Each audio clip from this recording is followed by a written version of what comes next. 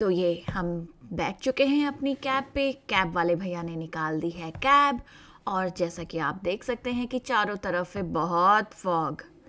तो ठंडियों में फॉग तो एक ड्रॉबैक है ही, लेकिन ट्रैवल करना तो है ज़रूरी। तो कोई नहीं, आप अपनी कैब को करें थोड़ा जल्दी बुक, जिससे कि ड्राइवर अगर धीरे धीरे भी कैब चलाए तो कोई प्रॉब्लम ना हो और आप अपनी डेस्टिनेशन पे टाइमली पहुंच जाएं। चारों ओर देख सकते हैं आप, क्या लगा है फॉग, बट कोई बात नहीं, यही तो है ठंडियों का ड्रॉबैक। चलो दोस्तों, और इसी के साथ हम बहुत ही जल्द पहुंचने वाले हैं एयरपोर्ट। और ये देखिए, एयरपोर्ट हम रीच कर चुके हैं। अब चेक करें कि कौन से गेट से हमें है जाना।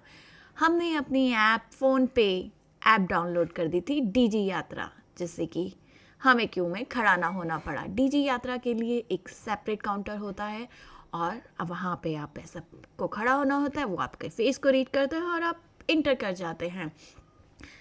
और ये देखिए, हमारी एंट्री हो चुकी है, हमने अंदर पहुंच चुके हैं। यहाँ पे आपको दिख रहे होंगे एरोप्लेन। ये देखिए, मॉर्निंग, मस्त ठंड हो रखी है दोस्तों, फुल ठंडी ठंडी का मौसम और एक्साइटमेंट ट्रिप की। और ये हमारी फ्लाइट उड़ चली। और ये देखिए बाहर का नज़ारा, मॉर्निंग की धूप, अर्ली सनराइज़ हो रहा है और ऐसे लग रहा है हम बादलों पे तैर रहे हैं। और ये जो आपको दृश्य दिख रहा है, ये हम पहुंचने वाले हैं अपनी डेस्टिनेशन पे। दिल थाम के बैठिए कि हम पहुंच कहाँ रहे। और my dear friends, welcome to Guwahati. आज आपको लेके चल रहे हैं हम गुवाहाटी। तो बहुत लोगों को पता तो चल ही गया होगा गुवाहाटी कहाँ हम जाने वाले हैं, बट गेस करिएगा और कमेंट्स करके बताएगा। तो ये हमने अपने होटल पे चेक इन कर लिया है और ये है हमारा होटल का रूम। It's quite good. और फ्रेंड्स, हम तो यहाँ लेके आए थे एकदम विंटर्स के कपड़े। जल्दबाजी में हमने टेम्परेचर चेक नहीं किया कि गुवाहाटी में क्या है टेम्परेचर इस टाइम पे। और अब हमने कर ली है अपने के लिए ऊपर बुक। तो फ्रेंड्स, हम बहुत ही जल्द पहुंचने वाले हैं उमानंद टेम्पल। उमानंद टेम्पल जो कि है उमानंद घाट पर। और यहाँ जाने के लिए आपको लेनी पड़ती है टिकट। यहाँ की एंट्री होती है मॉर्निंग 9 AM पे, और लास्ट जो कि वहाँ से आती है बोट, वो है 4:30 पे। तो प्लीज़ आप अपना प्लान 9 to 4:30 के बीच में ही करिएगा कि आप जल्दी से बाबा के दर्शन करें और टाइमली वहाँ से वापस आ जाएं। यहाँ पे आपको मिलती हैं फेरी की टिकट, जो कि यहाँ पे फेरी काउंटर।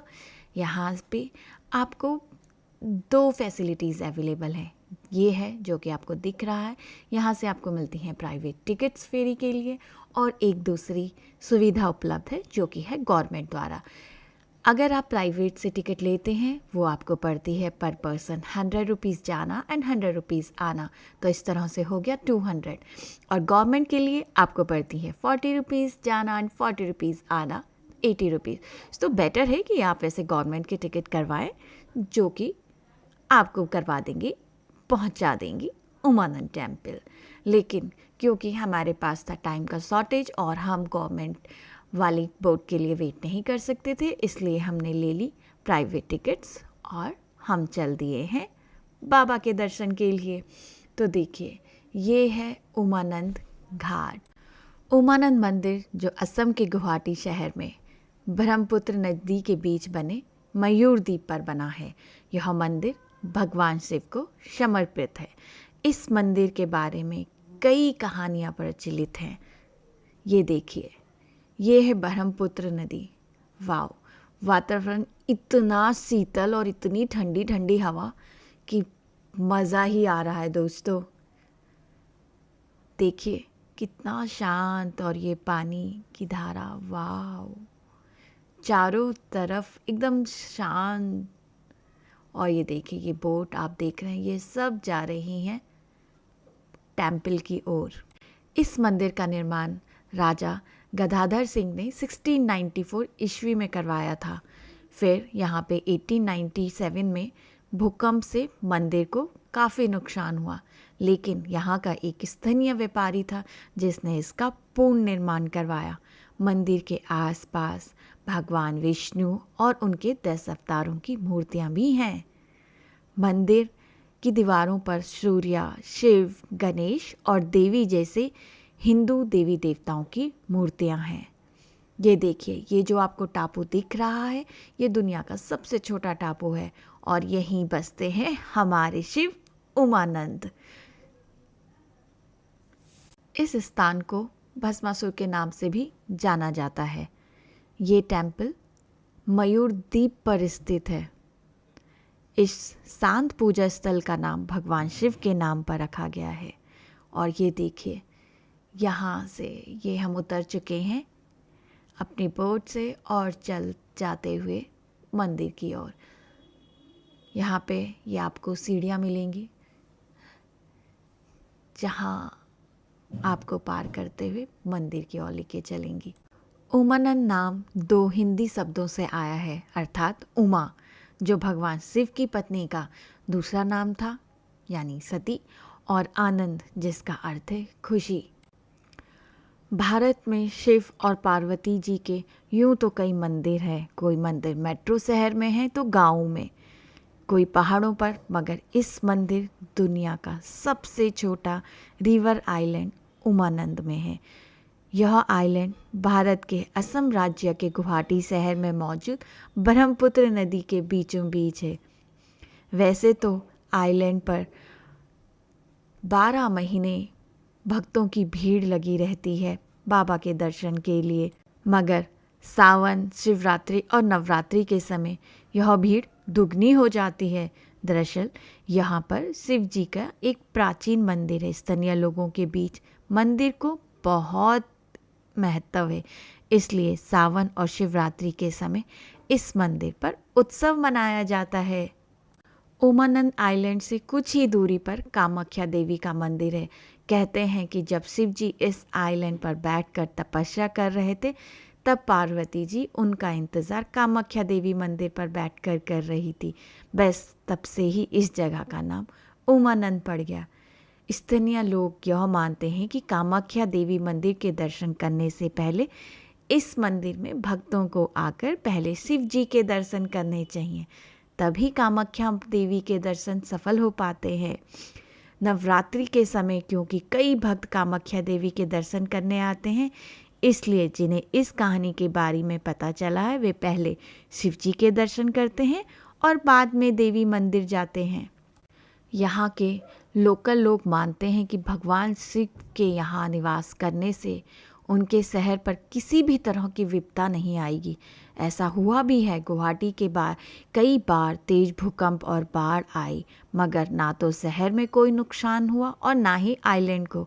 इसलिए लोगों का इस मंदिर को लेकर विश्वास बढ़ता ही जा रहा है। तो उपाय करना होगा कि हिमालय से ब्रह्मपुत्र नाम लेके ब्रह्म उतर के आया, आके बाबा को बीच में रुका दिया, दोनों धनी होकर चला गया, क्योंकि आदमी जल्दी यहाँ पहुंचना नहीं सकता। अचानक आके बाबा को सो के गंदा न करे, बाबा सेफ साइड हो गया। तो कामदेव ने रति देवी को भस्म किया था। वो जो बीच में और छोटा छोटा टापू है जो आने का टाइम नदी का बीच में दिखा गया नहीं, हाँ जी। वो इसमें भस्म किया था।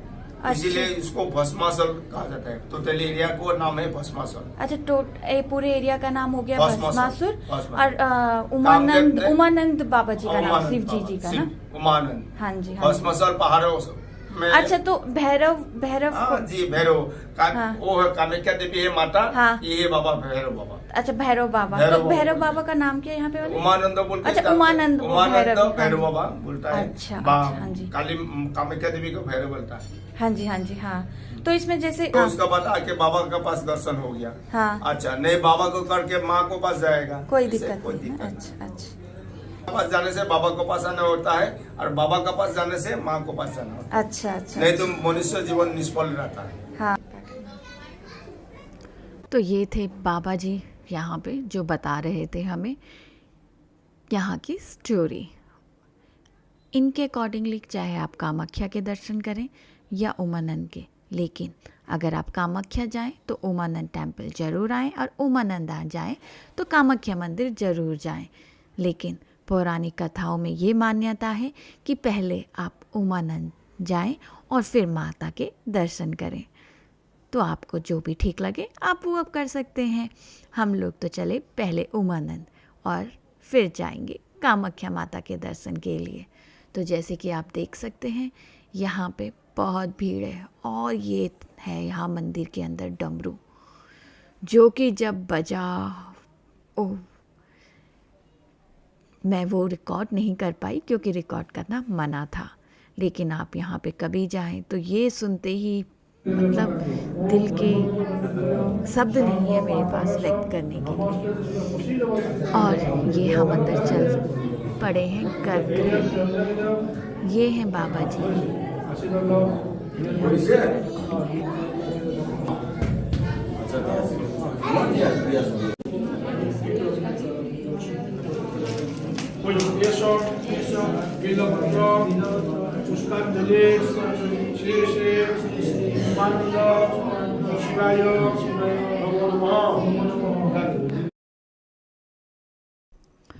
तो हम आ चुके हैं बाबा के दर्शन करके। यहाँ के मंदिर में ये बात हमें सबसे अच्छी लगी कि वो सभी को बहुत ही आराम से दर्शन कराते हैं। आपने जैसे कि देखा होगा कि एक एक परिवार एक साथ दर्शन करता है, और यहाँ पे बाबा जी से आपका हाथ बाबा जी को छुआते हैं। तो दर्शन करके हम निकल पड़े हैं। यहाँ नीचे ही एक हनुमान टेम्पल है, चलो हनुमान जी के भी दर्शन करके आते हैं। थोड़ी ही दूर पर है यहाँ से। सच में यहाँ का वातावरण इतना शांत है, और मन को बाबा जी का दर्शन करके इतनी शांति मिली है कि मैं आपको क्या ही बताऊँ। बाबा जी ने अपने दर्शन के लिए बुलाया, अहो भाग हमारे। यहाँ पर एक प्रजाति लंगूर की पाई जाती है, जिन्हें कहते हैं गोल्डन लंगूर। यहाँ पर और कोई जानवर खास पाए नहीं जाते हैं। ये जो लंगूर है, कहते हैं कि कोई यहाँ घूमने टूरिस्ट आए थे और उन्होंने अपने बंदर यहीं छोड़ दिए, सॉरी लंगूर, और वो ही यहाँ पे अब विराजमान है। चलो टाइम हो चुका है अब यहाँ से विदा लेने का, और हम चल पड़े हैं अपने नौका की ओर। और ये देखिए चारों तरफ सनसेट होता हुआ। ये यहाँ की लास्ट 4:30 की है, तो हमें आते हुए गवर्नमेंट में ही आना पड़ा क्योंकि 4:30 हो चुके थे और सिर्फ यहाँ पे ये ही वाली बोट अवेलेबल थी। तो ये यहाँ थोड़ा सा लोग जो बोट वाले हैं चीटिंग करते हैं। जाते वो आपके टिकट बुक करवा लेंगे दोनों तरफ आने और जाने की, चाहे आते हुए आपको गवर्नमेंट वाली अवेलेबल हो। तो आप इस बात का थोड़ा सा ध्यान रख सकते हैं, क्योंकि हमने पहली बार विज़िट किया तो हमें भी नहीं पता था। तो जब आप विज़िट करते हैं तभी आपको पता चलता है कि कहाँ क्या होता है। तो चलो फ्रेंड्स, ये थे उमानंद जी के दर्शन।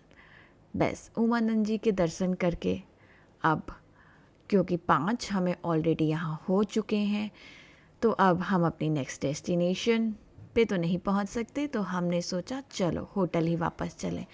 तो होटल वापस चलने के लिए हमने प्लान किया कि वो खास ज़्यादा दूर नहीं है, तो हम पैदल निकल पड़े हैं।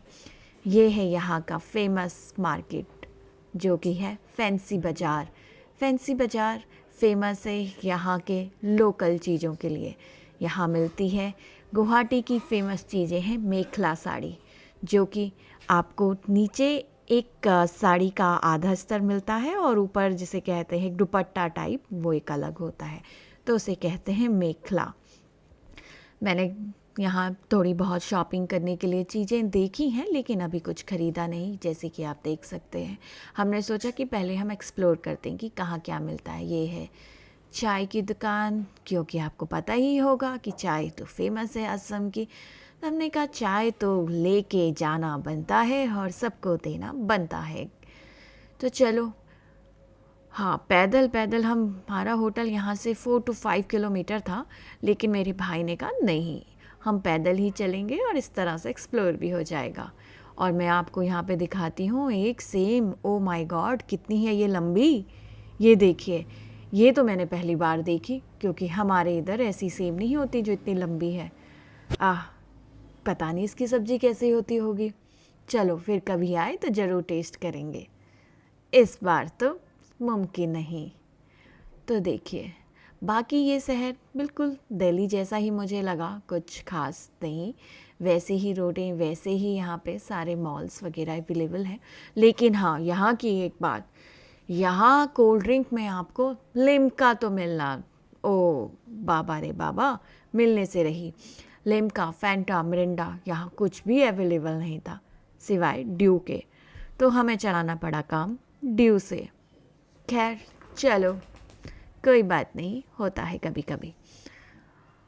और इस तरीके से भाई ने तो मेरे बचा दिए ऊबर के खर्चे भी, लेकिन हमने किया एक्सप्लोर एज वेल। तो शायद अगर हम जाते ऊबर में तो ये एक्सप्लोर भी नहीं कर पाते यहाँ की मार्केट, और हमें लोकल चीज़ें के इतनी आसानी से दिखती भी नहीं, और पता भी नहीं चलता कि लिम्का नहीं मिलता। ये हमारा होटल ऑलमोस्ट आने वाला है। यहाँ पे साइड में आप देख सकते हैं कि मूर्तियाँ बनी हुई हैं। ये मूर्तियाँ ये घास मिट्टी से लेके बनाते हैं, बहुत ही सुंदर कलाकारी है। मतलब ऐसे होता तो मैं ज़रूर कोई छोटी सी मूर्ति तो घर पे लेके जाती, लेकिन पॉसिबल नहीं था, तो बस आँखों में भर ली ये यादें। ये देखिए कितनी खूबसूरत है ये बनाते हुए यहाँ पे। ये बिल्कुल बस हमारे होटल के सामने ही यहाँ पे जो मूर्तिकार हैं मूर्ति बना रहे थे, तो हमें देखने का बिल्कुल अवसर मिला।